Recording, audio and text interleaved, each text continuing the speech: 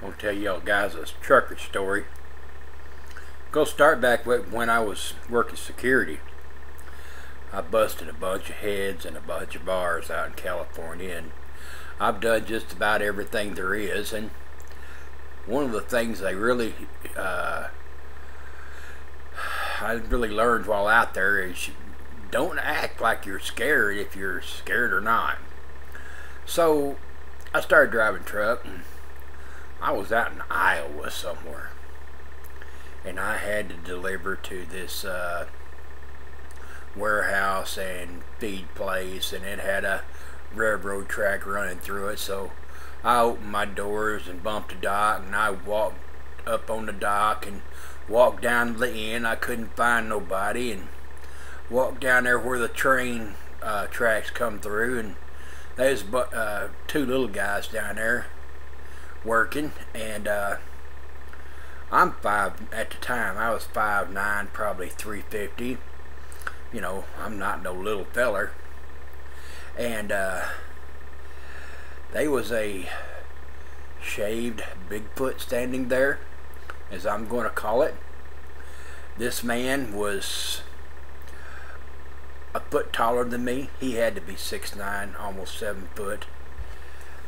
You see how wide my shoulders is? Well, his was about 3 foot wide, and he kind of came down like this at a narrow waist.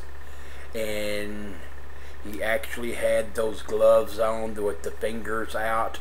You know, I wore them driving truck because of my hands all day. Well, this guy kept them from his knuckles dragging the ground. I mean, he was a big boy. His arms, I have big arms. Well, his was as big as mine, only they bulged up like this. And I asked one of the little guys there, I said, where's the office at? I said, I need to check in. And they said, oh, it's, you know, walk right straight down here. And this Bigfoot was in my way. And I just kind of shoved him out of the way, you know, and I says, gotta wait, Tiny. I said, I got a job to do. I gotta go to work. He turned around and looked at me like, he didn't say a word. He says, what did he just say? And I'm looking up at this man. He could have, he ate bigger people than me for breakfast. And I said, you heard me, Tiny. Get out of the way. So he stepped to the side, and I just walked on down through there like I owned the place. And I went in and done my deal, come back. And while I was gone, they had unloaded my truck, and I had to walk back past these guys. And I know they'd been talking about me the whole time, because ain't nobody ever talked to this tree trunk like that in their lives. This guy was huge. He could have killed me. I mean, if anybody ever watched the movie Mad Max Beyond at Thunderdome with the great big guy in there, the bald-headed guy, Blaster, well, this was his big brother. And I walked up to him. I'm reaching up like this, you know, way up high, patted him on the shoulder.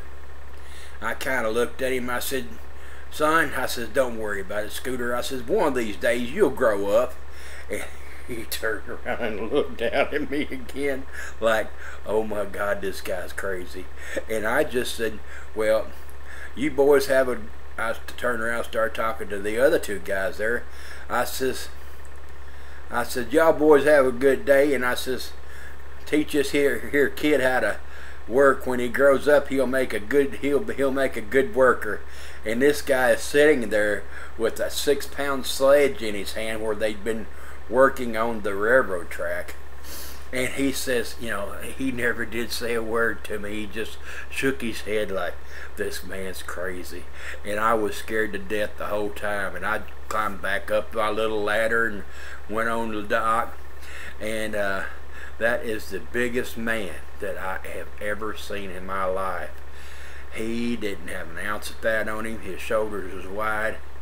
And me being as big as I am, he made me look like a little skinny midget.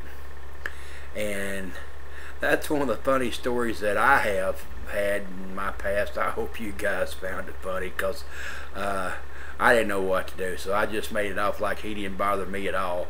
And hey, that man probably didn't have a mean bone in his body, but you know, he could have killed me if he'd wanted to. He knowed it, I knowed it, and I just wasn't going to give him the satisfaction of letting him know that I knew. So, countryman out for now. I hope you find it a good story.